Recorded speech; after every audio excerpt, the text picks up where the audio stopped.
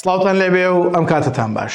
من سروود خورشید لە کەناڵی ئاسووی زانکۆ لە خزمەتی ئێوەی خۆشەویستین بۆ درێژەدان بە ڤیدیۆکانمان سەبارەت بە زانکۆ پەیمانگاکانی هەرێمی کوردستان بۆ ئەوەی بزانین کەمترین کۆنمرە وەرگیراوەکانی بە زانکۆڵاین و پارالێل و ئێواران گشتی و پارێزگای بۆ ساڵی خوێندنی 2022-2023 چەند بووە تاوەکو لە کاتی پڕکردنەوەی فۆرمی زانکۆڵاین بتوانین سوودیان لێوەربگرین و ئەو بەشانەی کە دڵخوازی خۆمانن بە شێوازێکی ورد و پوخت هەڵیان بژێرین.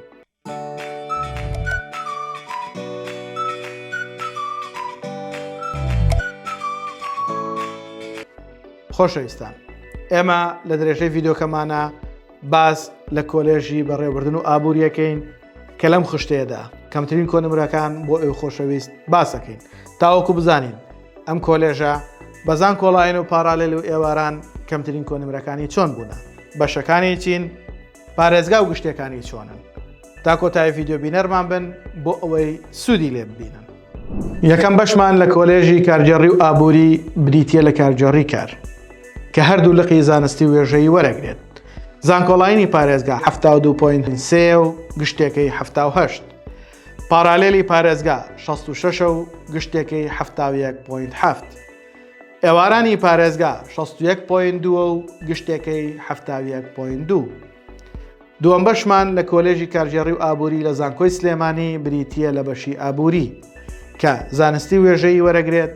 زانکۆڵاینی پارێزگا 71.9 و گشتێکەی 78.9، پارالێلی پارێزگا 65.9 و گشتێکەی بە هەمان کۆنمرە، ئێوارانی پارێزگا 59 و گشتێکەی 62.5.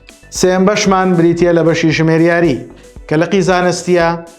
زانکۆڵاینی پارێزگا 67.3 و گشتێکەی 72.815، پارالێلی پارێزگا 62.858 و گشتێکەی 69.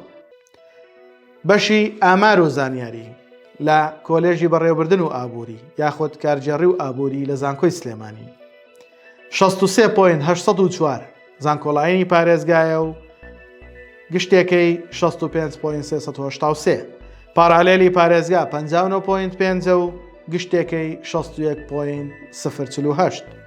کۆتا بەشمان بریتیە لە کارگەڕی بە بازاڕکردن لقەکانی زانستی وێژەیی وەرەگرێت.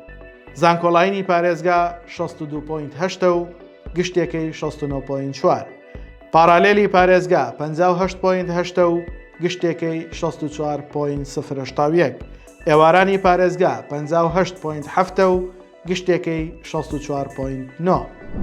ئەزیزان و خۆشەویستانمان، ئەوانەی کە باسمان کرد بریتی بوون لە کەمترین کۆنمرەی وەرگیراو لە کۆلێژی کارگەڕی و ئابووری زانکۆی سلێمانی بۆ ساڵی خوێندنی 2022-2023. بە هیوای ئەوەی سوودتان لێ بینی بێت و بەشەکانتان ناسی بێت و بتوانن لە کاتی پڕکردنەوەی فۆرمی زانکۆڵاین ئەو بەشانەی کە دڵخوازی خۆتانە هەڵی بژێرن. ئێوەش لایک و کۆمنت سەبسکرایبی کەناڵەکەمان لە یاد مەکەن و هاوڕێیانتان بۆ کەناڵەکەمان بانگهێشت بکەن. بە هیوای سەرکەوتنتان.